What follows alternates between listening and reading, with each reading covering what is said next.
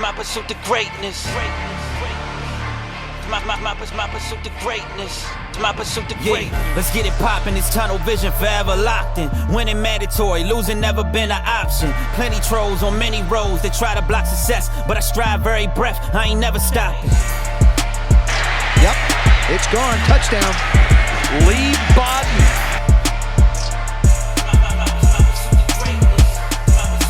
It's still one. Come on up. We should have got a disclaimer.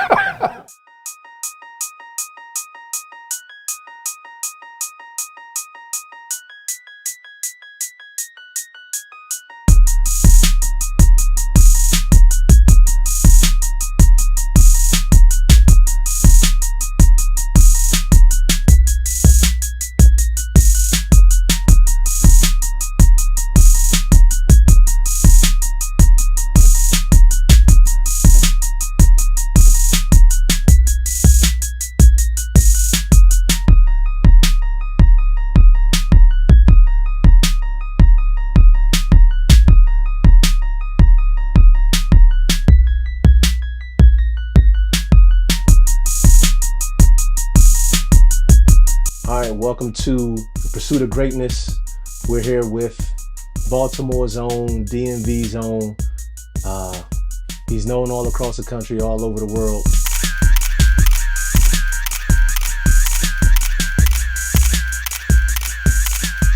DJ Quicksilva, and we're here, Lee Bodden and my co-host, Kyle Arrington.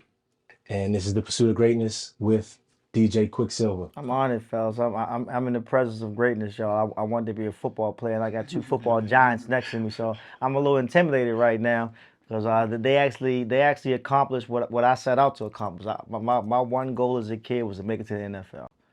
Right. Unfortunately, that didn't happen, but. And that's what we want to start with. You know, we want to know, obviously, you know, you're a great DJ right now, and we wanted to know as a kid, you know, what was it that you wanted to be, and how did you get to be a DJ, and how did you get to, you know, be accomplished right now? It's crazy. Growing up, I grew up in East Baltimore. Short story, I lost my mom when I was 10. And that's actually the year I started DJing. So I started playing football, Pop Warner, when I was 8 years old.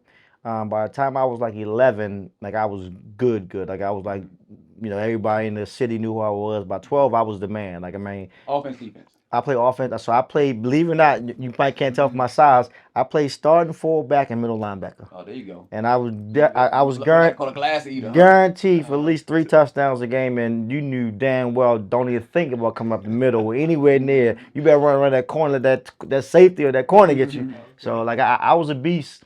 Unfortunately, when my mom passed, like I said, I started getting into the wrong things and I got shot. When I got shot, that ended my football career. I was 13 years old when I got shot, and it was so crazy because I got shot. The year I got shot was the year that I actually went to Florida and won a Super Bowl. I got my football jersey from that year actually framed outside my office. But when I got shot and I was paralyzed for about 9 months on bed rest, I couldn't walk or anything. It really took a toll on me because my whole dream as a kid was to be football. And when the doctor came in and told me that I was paralyzed, he said, you would never walk again. All I heard was you're never gonna play football again. Right. And you couldn't imagine a guy who had just lost his mom 3 years prior. Like this was like my thing that kept me going. As long as I can play football, I can make it, and I cannot be stressed about life.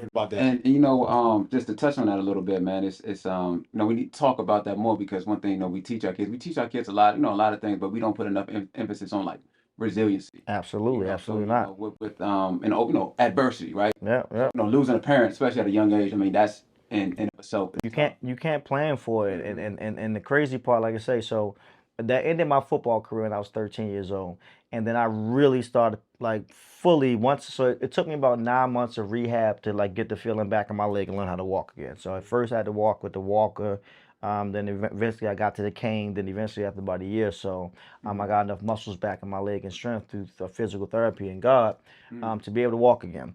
Once I realized I could walk again, my back was never good because I got shot in my side with 357, and I knew I would never play football again. So I was like, Mm-hmm. I got to do something. Right. Cause like I got to do something. So were you 14? I was 14 by the time I started getting my feeling back in my legs. So then I fully started DJing. Like I put all my energy and efforts into DJing. Got my first residency as a DJ at the age of 15 in Club Indigo. So now, how did you get into DJing? Like, were you already DJing at 13? Yeah, so I started DJing when I was 10 years old. I got my first set of turntables when I was 10 years old. But I was DJing, but I still was playing football. Football was my passion. DJing was like Right, just a side. I'm a hobby. Yeah. It wasn't until I got shot that I really started fully, like every single day I would come home from school and go straight to the basement and be DJing all day until bedtime. So by 13 and 14, I already got a little name for myself in the hood. And I was known as like the East Baltimore DJ to do all the house parties. I would do like little mixtapes for my friends. By the time I got to high school, So, well, Mhm. just to You good. pause there for a quick second, quick, right? But I wanted to hit on, so last name is Silver. Mhm. So, but what quick, how did you That's a combine great the two? question. How did you So, combine so the two? when I first started DJing, my DJ name was DJ Rico Silva, and that's what my real name. So Silva is my real last name, Silva, Gotcha. and I was DJ Rico Silva. And when I was probably 12, this is before I got shot. When I was 12 years old, I was in a DJ competition, and I was competing against a guy that was like 17, and I was 12, and I won that competition. And when the announcer came, he was like, man, this little guy's so quick to be so young. And I was like, damn, that's dope. That's it. That's it. Quicksilva. That's it. And then when you know, you know. and Yeah. from 1992 until 30 years later, Quicksilva has been the name. Yeah. And so now, how did you start? Who got you into DJing? Nobody. Actually, I was watching a movie called Beat Street, and I didn't know what a DJ was. I just thought I liked the character in the movie. And for Christmas that year, I got a set of turntables, and I literally was self-taught. Like nobody taught me to DJ. Nobody taught me. There was no DJ programs or schools. So I literally was just like I would listen to like mixtapes of other DJs, and I would go in the basement trying to like mimic what they did. And then it got to a point where it became effortless, where I can listen to something one time, and it's just like God-given talent. If you do anything long enough, you become great at it. So then I end up. Can you say that one more time? If you do anything long enough, you become great at it.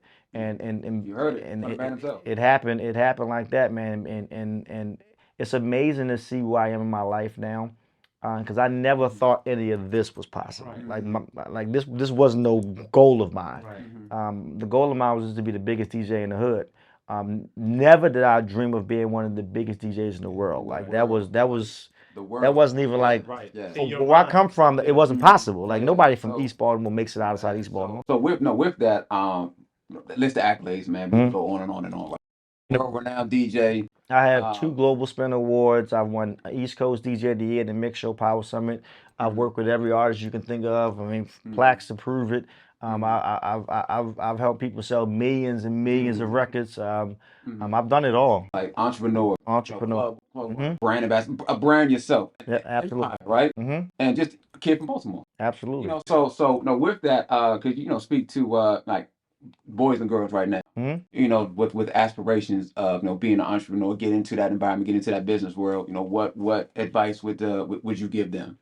I said this and I'll say it again. If you do anything long enough, you become great at it. I'm big on my principles of hard work, dedication, and consistency. I think with a lot of us, especially in this generation, we live off of social media, so we allow social media to rush us. Success takes time. Success takes time. I don't care what it is you're doing in life, whether it's playing football or DJing, you're not going to make it to the NFL in 1 year. You got to play. You got to train yourself. It takes time. A lot of us, we allow social media and other people to rush our time frame. So we'll say, if I'm gonna play football for 3 years. If I don't make it, I quit. That's just not how it works. So I tell any young person that's pursuing a dream, I ain't gonna cut you off, is that if you want something, stick with it. You're going to fail. You're going to fail. You're going to lose. You're going to have embarrassments. You're going to have times where you give it your all and it's not going to work. The key is to keep going in those moments. That's like, there's no difference, rhyme or reason, or why. Y'all have talent. But y'all didn't make it to the NFL just because you have talent. You have times where you've gotten hurt, you've done this, you thought you was gonna make a team, you didn't, but you didn't give up. Like that's the rhyme of reason. I'm glad you cut me off. That was exactly where Yeah. I was going to go with. I said, was there ever a time and you felt like you wanted, you wanted to quit, and what kept you? It's one thing to say you just got to keep going. So, but where do you find that that motivation when? For me, it's so crazy because, like, as I mentioned, I lost my mom when I was 10, got shot when I was 13, and right when I graduated high school, I lost my dad. So by the age of 18, I had no mom, no dad, no college degree. I didn't go to college, no college degree, nothing to fall back on. I didn't have anything. So what kept me going is, it might sound cliche, but I knew that my mom and dad were looking there, and I didn't want to disappoint them.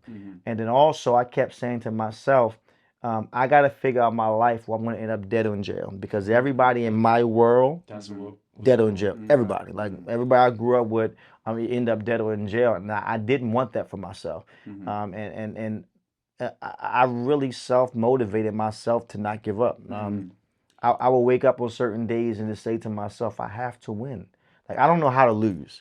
I always say I'm very competitive, from sports to anything. Let's say if we do lose at whatever. I play Uno with my wife. She beat me. I said, "No, I'm going to keep playing until I win." Teachable moment. But that's how I treat life like that. In life, you win or you learn. You only lose when you quit. So for me, I'm that person that I'm going to keep going until I win. I don't know if y'all study Albert Einstein, but I remember him saying that people called him the smartest man in the world. And what he said was, it's not that I'm the smartest man in the world. It's a lot of people smarter than me. I stick with problems longer than most.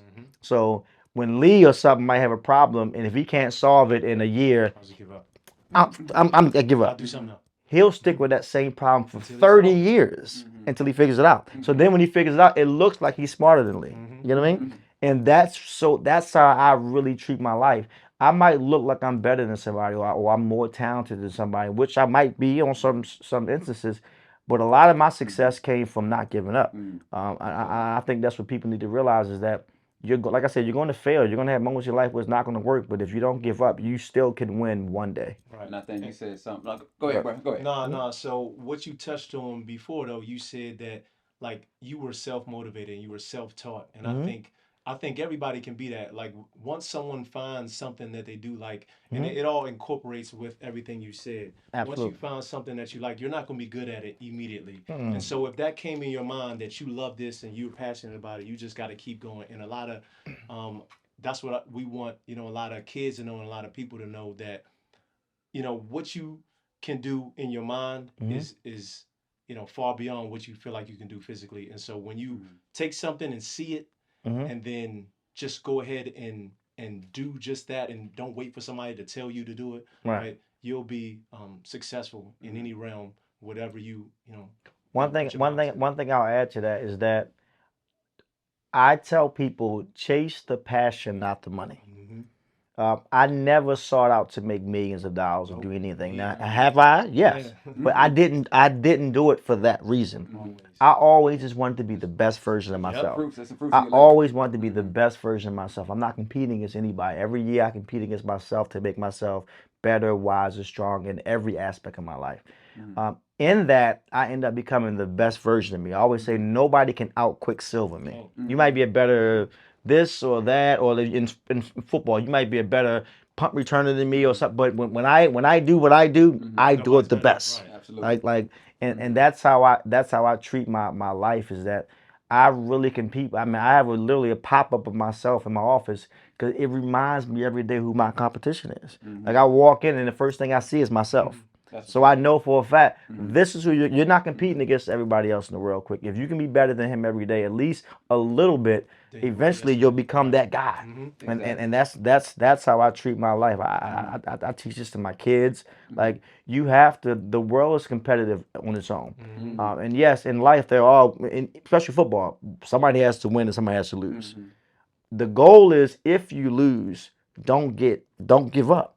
Don't give up. Like, just don't get discouraged, because just keep going. Right. The win will come eventually, and that's what it's about. People a million times. All you need is one win. One win. You need one yes. 100 no's is cool. That one win can change the focus. Even like football. Think about football, when you see teams that are down and then that turnover happens, and then the whole momentum shifts. The whole game is now.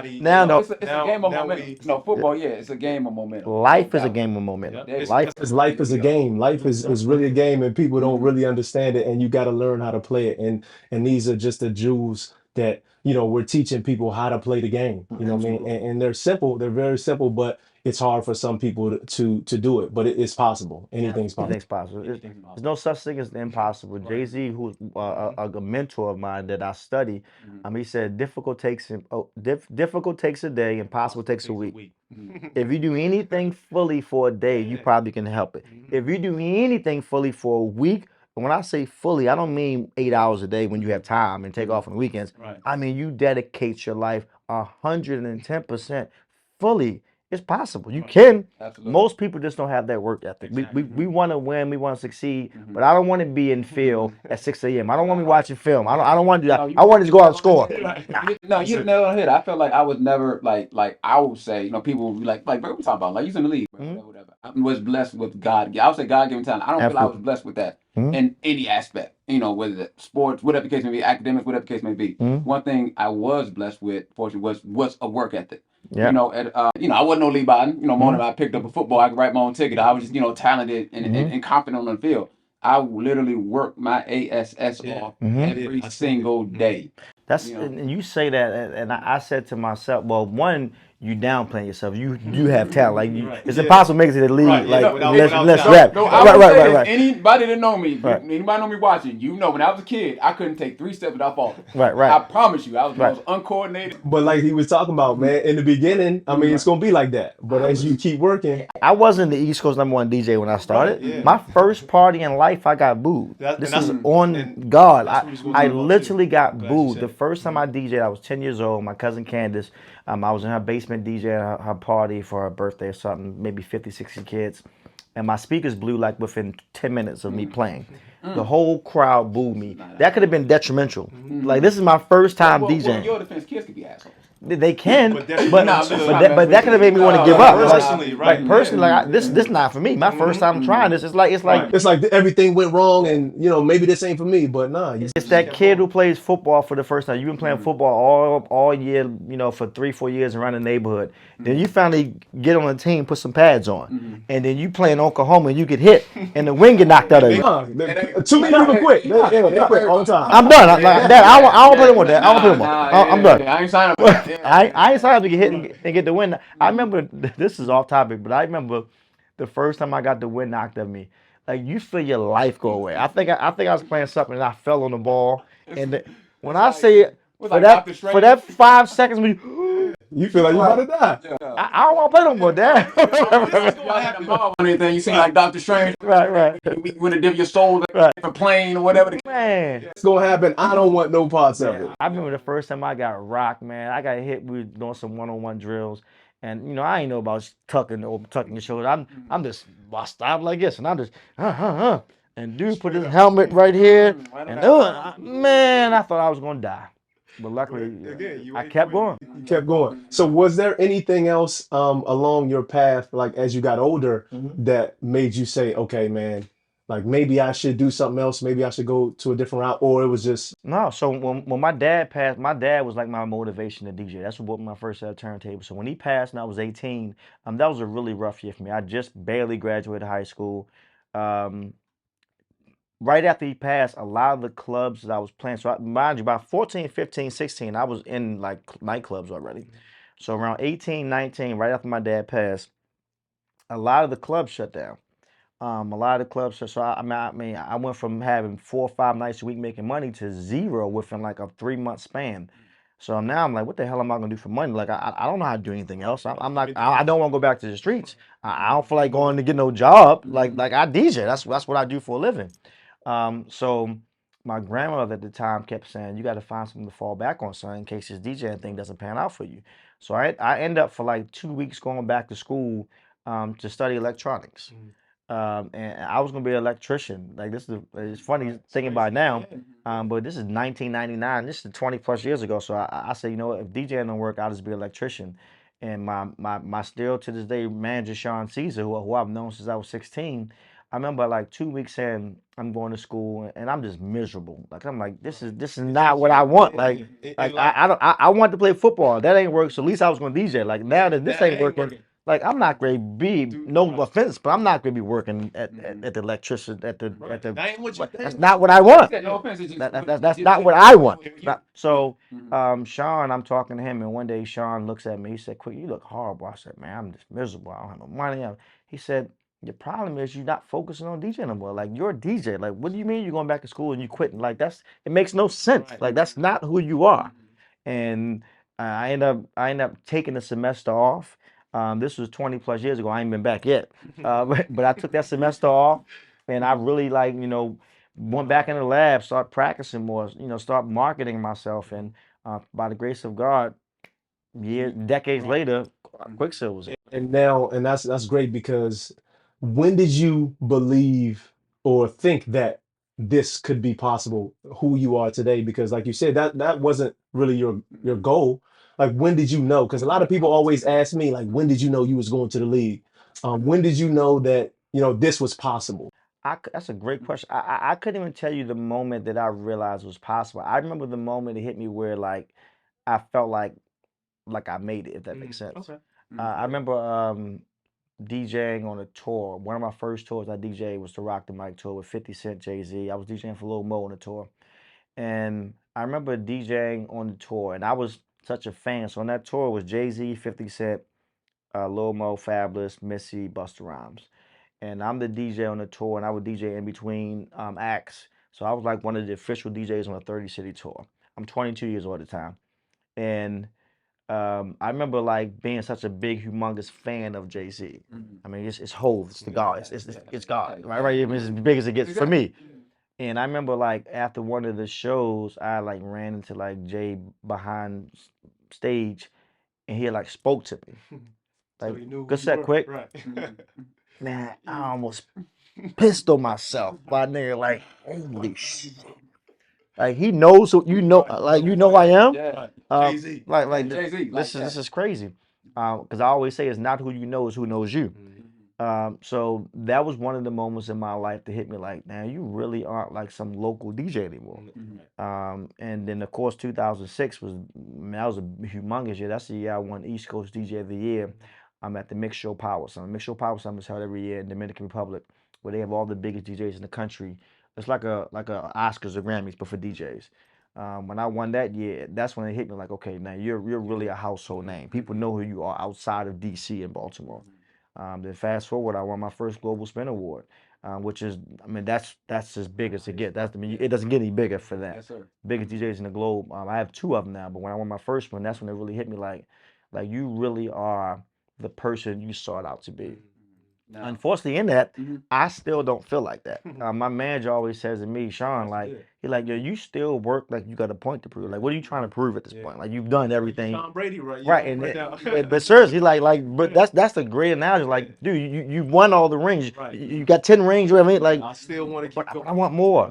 I'm not done the yet. journey never ends, right? I'm not done yet. I'm still hungry. I never get complacent. If I win one award, I want 10. If I make $1 million a day, I want 100 million. Like that's just Well, that's that mindset. Yeah, Mindset becomes DNA. Like you said, it just it's a lifestyle for me. exactly. Winning is a lifestyle for Compete me. against yourself at Yeah. this point. I mean, there's no complacency. Absolutely not, man. No time soon. I still got at least 10, 20 more years in me. I'm not working how I work now, but at least just being able to do what I love to do. The fact I always say I've been blessed that I've never had to work a day in my life. Now I work my ass off, Right. but when you do what you but I'm doing what I love because at one point I was doing this for free, for nothing, like just as a hobby. I had no idea it would turn to something that would feed my family. Yeah, and like you said, so that's what I tell a lot of, kids and even my kids. Like if you work hard enough and you're doing something that you love, eventually somebody's gonna pay you to do it. You know what I mean? Another quote that I did for one of my vitamin of the day was, "If you be you long enough, eventually people will pay you just to be you." Yeah, they're gonna pay you. And they're gonna pay you a lot of money. A lot of money. I made a lot of money in my life. Right. Maximize who you are, they'll pay you a lot of money out there in this world. Yeah. Yeah, that's dope. Yep. So just to kind of, I guess, segue, but inspiring story, dope story, man. I Thank really you. appreciate. And I I really appreciate you y'all. sharing with that. With us, being, this is a pursuit of greatness, but this is also American fitness. So, yeah, another journey we like to just quickly touch upon. You know, your gym fanatic yourself. Absolutely. Fitness guy yourself. Get fit quick. Yeah, well, see, you and Lee, man, all the time, dude. Yeah. Do the get Right. people quick, man. So you still at it. I'm still at it, man. So at one point, I really like. I mean, COVID happened, of course. So when it first happened, we were all kind of forced to our homes. So we all gained what I call That COVID COVID pounds, COVID right? that That COVID COVID. 10, that COVID I was about 15, 16. I ain't the 20, but I definitely Okay. gained about 15. You know, sitting on the couch watching TV, eating ice cream and cookies with my kids every day for a month straight. But now I'm back in. Like I'm back in. I mean, I'm 5 days a week. I always say I'm training. I'm not even working out. Like I'm in there training. Like I'm training for something. Going to leave now. I still got a chance, right? I want to lose maybe another 8, but when I lose the 8, I'm really gonna cut it up, and I'm gonna look bigger than what I am. There you go. So, you know, So, I'm eating better. I guess what motivates you in that regard, you know, when it comes to your fitness journey? I mean, I think like the political answer, of course, it's a healthy lifestyle. But for me, I just like looking good. Like I like that. I don't want to get old and fat. I train it, but I like the fact that when I'm traveling, if I'm DJing Your shirt off. and I got to take my shirt off, yeah, man, yeah, you see it. I'm here, right. I'm working. So like for me, you know, health and fitness is one thing, but like, but I think for me, I'm in the business now. Well, this is a young man's game. The second you start looking old and feeling old, They'll probably replace you. you're replaceable. Anybody's replaceable. The reason why Tom Brady is still is Tom Brady is because we know how old he is, but the guy's still outworking the 20-year-olds. I mean, this guy outworks your youngest player until he outworks the crap. And so, like, you know, that's me. You know, I can be DJing. I'm 40. I can be DJing with somebody 20, 30, and I'm still going to outwork them. I'm there before them, and I'm gonna be there longer than that at least. So, like, I just have that work ethic about me where I don't know how to be second. I don't know how to be in them. You know, how every crew has, you know, quick in them or whoever. I got to be the guy like that. So, like. I work like that. I work like that. So that's just who I am. Like I said, I'm competitive. I don't know how to lose. I don't know how to be second. If I'm not the guy, I'm going to outwork you until I become that guy. I think you touched on something very important. I think for all of us, you know, in terms, you know, COVID happened, right? Yeah. I mean, it's literally turned our world upside down, right? And a lot of people are, you know, we're in, you know, we're in your home, we're in your house, you know, we appreciate you opening up your doors. So a lot of people are investing into their home gym, their home, you know, personal workout space. So you know, if it sounds like a plan, you know, maybe we do a little, you know, a little something, get, you know, kind of get that Come on, experience, man. get fit with quick. I'm always down to get some bump, man. I ain't gonna never turn on a good bump, man. We're gonna show you, you know, a couple things that, you know, you could do in the home, you know what I mean? And you can show us a couple things that you do in the home. I'm all in. And then, you know, we'll get fit with quick, and then, you know what I mean, we could just you know, finish finish off like that, you know, finish it strong. Y'all ain't got to tell me once, man. What people saying? Don't tease me with a good time. Right. Well, there you have it. Here we go.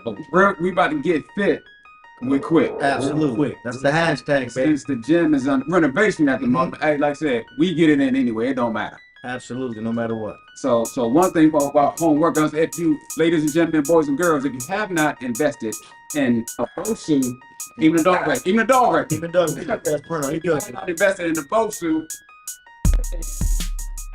BOSU, we would highly recommend. Absolutely. And there's number. Yes. That's where of workouts, you know, we could do that we will show you. So what we're going to do is we're going to do some compound workouts. So that means, so pretty much means that we're going to incorporate multiple muscle groups in these workouts. So B will do the honor. Yeah, I'm gonna do some rehab work because my back is messed up. So, you know what I mean? And I know a lot of people got some lower back issues. So if you can't make it to the gym, this is what you need. So quick, we're gonna get you to go on this. We're gonna go. Show them what we're doing. What we got? First, we're gonna go knee. Each knee to the ball. What it does is, helps the lower back. Helps the core, lower back, lower abs, stability with the shoulders. So, you know, get a couple of them in. We call it, that's easy work. That's an easy word. Easy work. Right. Easy work. Easy work. Core. Right there. There you go. Knee. There you go. Easy work. Easy work. That's easy work. Yeah, get extra credit. Extra credit. Extra credit, baby. Extra credit. One more for this ball. Again, this will target lower back. So, all right, we're gonna go opposite arm, opposite leg. Stability. Stability. Core. This is difficult. Opposite arm, Opposite arm, opposite leg. I got it's like Superman's. That's a tough one. That's a tough one. And I know you a competitor, right? So I'm not opposite arm, opposite leg. right? So here, I'm here with it. Yep. There you go. Yeah, keep that all over the ball. There you go. Hey, perfect. There you go. Come on, man. Let's keep it, man. I thought y'all was showing something difficult, man. Come on, man. So here we go. That's all the workouts I got. So with this half bosu, one thing I like to do in particular is isolated workouts. Okay. So I'm gonna also incorporate stabilization, core, quads, ham, and glutes. So here we go. So single leg with it. So we're gonna go like single leg squat. Like I said, we gonna hit. We gonna stay. Well, the first thing is core stabilization. We're right here. Don't break none of this. I got you. Hey, bro, I ain't new to this. I do this. I do this. So here we go. So That looks more different. we gonna go 10 and 10. Like, beginners maybe. You might did it before. Give me 6 and 6. 3 and 3. I'm going. That's what we need right now. Oh, matter of fact, I'm gonna get 6 and 6. Yeah, right before then. We trying to get in. What's that? 5? I don't even know. 2 more for good Got measure. the count. There we go. So that's right. We're gonna go left leg. So now if you really want to get funky with it, we'll get funky. We can get those at home, we can get some dumbbells. You know, so we did these in New England. We did some 10, 15s, 20, 25s. So you would have to, the way my back's set up now, I ain't got it. So I do a free weight. So you at home, like I said, we want to get dumbbells. You would pretty much just throw them out for momentum with it. So it'd be. So what's that? This is 3. Uh-oh. I say can't go on camera. Don't break nothing. I'm about to say, but like that's some expensive china. If I got one more, there we go. So quick on that. Alright. Go get your bearing. Get your bearing. Get your bearing. There we go. Then I got a squat. There we go. I'm gonna be on this side. He get on. I was. He got it. He got it. You got it. That's like you surfing right now. Boom. There we go. There we go. All right, let's go 3 and 3. One more. One more. We got that. You got that. Quick work. Quick work.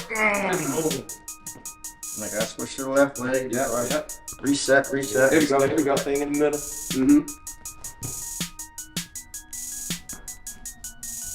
There we go.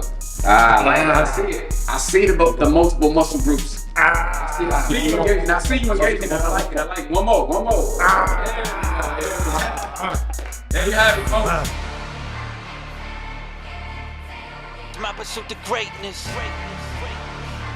My pursuit to greatness. My pursuit to greatness. Yeah, let's get it poppin'. It's tunnel vision forever locked in. Winning mandatory. I got you. You think you messing with me? He good, Bruno. Always a pleasure, man. Maybe one day I can still make it to the league. Who knows? Never too late, man. Yeah, you still working. You might be a free hey. agent, man. These injuries happening all the time. Keep working That's one thing I tell people. You have to still be realistic about your goals. Like, don't play yourself. Right. There's no way in hell I'm making it to the league. Yeah, I can't do it right now. Not happening. Hey, like we said earlier, it's a young man's game, right? Definitely a young man's game. I ain't got nothing for him. I get hit one time. I'm definitely not getting nothing.